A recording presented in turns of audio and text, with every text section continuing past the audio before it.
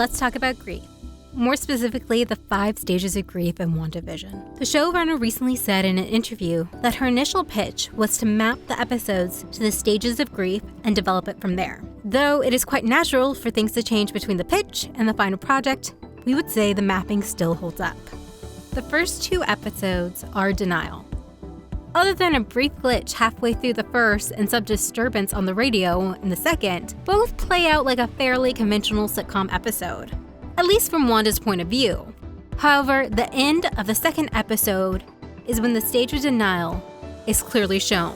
Wanda sees a beekeeper, which is actually a sword agent we find out later, intruding on the reality she created, and she just says no, rewinding the last few minutes to make them fit better with her narrative. Though we do learn by the end, Wanda did not take over the town intentionally. She does embrace the world she has created, a world in which she can have the man she loves back. So denial still makes sense here. The third episode moves Wanda into anger when her new friend Geraldine, in reality Captain Monica Rambeau, who was pulled in from the outside world, asks a few too many questions about Wanda's past.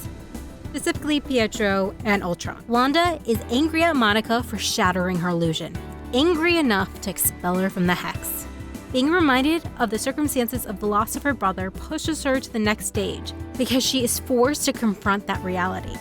She doesn't stay in that stage very long because by episode 5, on a very special episode, Sword director Tyler Hayward,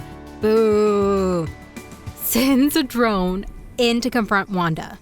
She tells him all she wants is to be left alone, quite literally striking a bargain to keep her reality intact. Vision starts to suspect something is amiss, and she tries to convince him there isn't anything to worry about, and it drives a wedge between them. This results in a fallout, and by the time we reach episode 7, breaking the fourth wall, Wanda has well and truly fallen into the depression stage. No, Wanda, it's not just a case of the Mondays.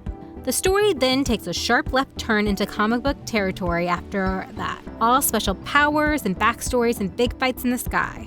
But through it all, and confronting the reality of all she's been through and all she's done to the town of Westview, Wanda realizes she needs to undo her spell and release the town. Even if that means letting go of Vision, their kids, and the life they built together. In the most heartbreaking part of the final episode, Wanda has her moment of catharsis. Her chance to say goodbye to Vision. She isn't happy about it, but she knows that the system she built around herself isn't sustainable. She reached acceptance at last. The success of WandaVision, particularly with its relatable depictions of grief, has shown that people can and will show up for deeper, more personal themes in their big superhero media. Beyond the usual vague notions of family or trust. We can only hope they don't shy away from showing Monica's grief as her story continues in Captain Marvel 2. We want to see her exploring her new powers, the next time she appears, of course. We only got hints of it in WandaVision, but we hope she's given the same care and consideration Wanda was, where she is allowed to walk that line between relatable and superpowered. So, what did you think of WandaVision? Do you think it captured grief? Did you find it relatable? Please comment below and like and subscribe.